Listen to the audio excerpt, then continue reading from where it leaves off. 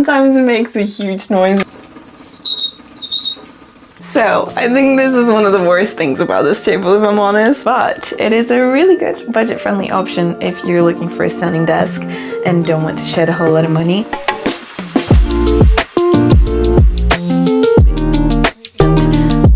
I'm all for having something that works for you. You know, if you're gonna spend money, might as well have something that makes your life easier instead of harder. One of the reasons I bought the manual cranking one instead of an electric one, which you can find for way cheaper on Amazon, is because I watched so many reviews of them breaking, and when they're electric, you can't fix it. If it breaks and it's in the tall setting, it's gonna stay in the tall setting forever. So why would you spend money on something that might break, right?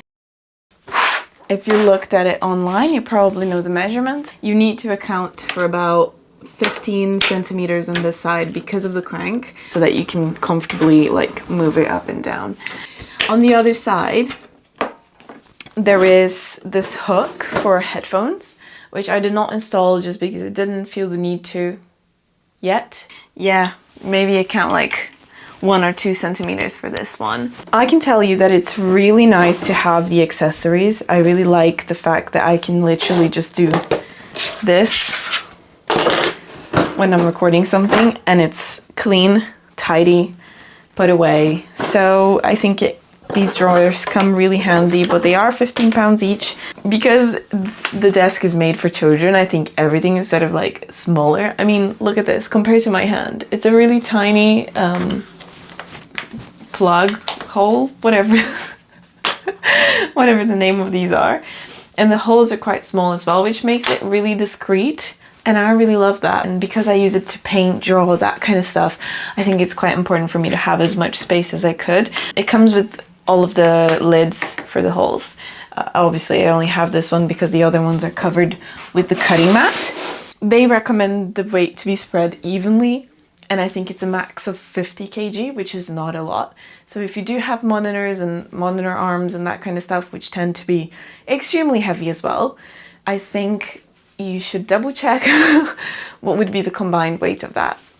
Because on top of that, every now and again, you're gonna lean on it, you know, you don't want to break it, you don't want it to, I don't know. You just need to take care of your things. When it says in the manual, maximum 50 kg, just trust the people that know. Obviously, the more weight you put onto it, the heavier it will be to crank up and down, but also the wobblier it will be, I think. Right, so if I was to join a meeting with you right now, this is how much the desk would wobble.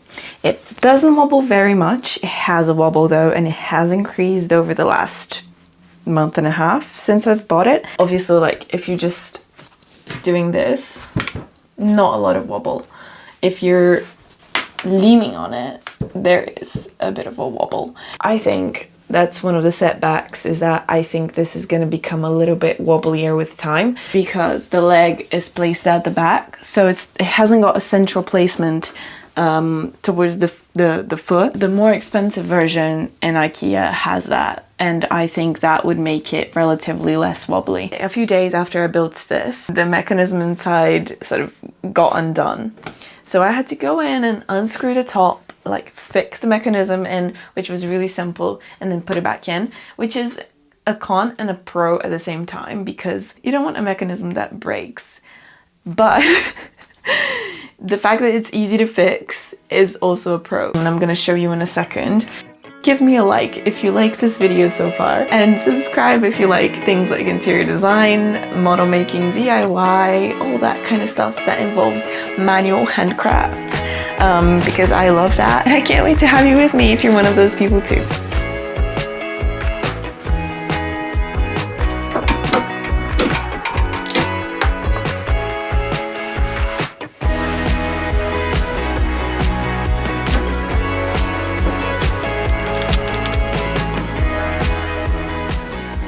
It's very, very simple, and I love simple things, don't we all? Let me show you. It's essentially just a rod, and it goes from one side, one leg, up to the other leg. It sort of extends here, and then you need to connect it on both sides, basically. Simpler than this, I don't think could exist. I'm gonna give you a live private view of how long it takes to get from the lowest setting to the tallest setting. Obviously the table's made for children, so we're considering that when we see that the lowest setting is about 64 centimeters. Very low, very low. Could accommodate for a tiny little children's chair. Very cute. The whole point of the desk, I think, is to grow with children.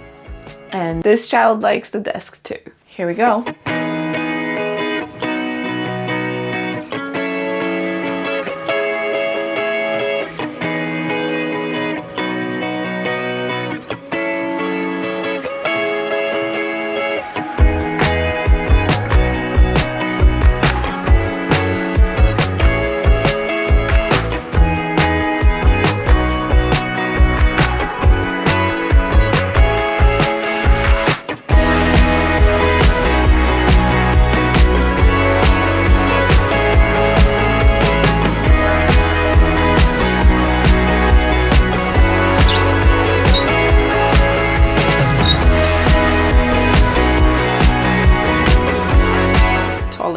The full height of it is 1 meter and 15 centimeters. Elbow height, very ergonomic. I've worked on it for about a month and a half now, like full days, and for what I do, it works perfectly fine. It is a great budget-friendly option if you're looking for a standing desk that is manual and you don't want to spend a whole lot of money.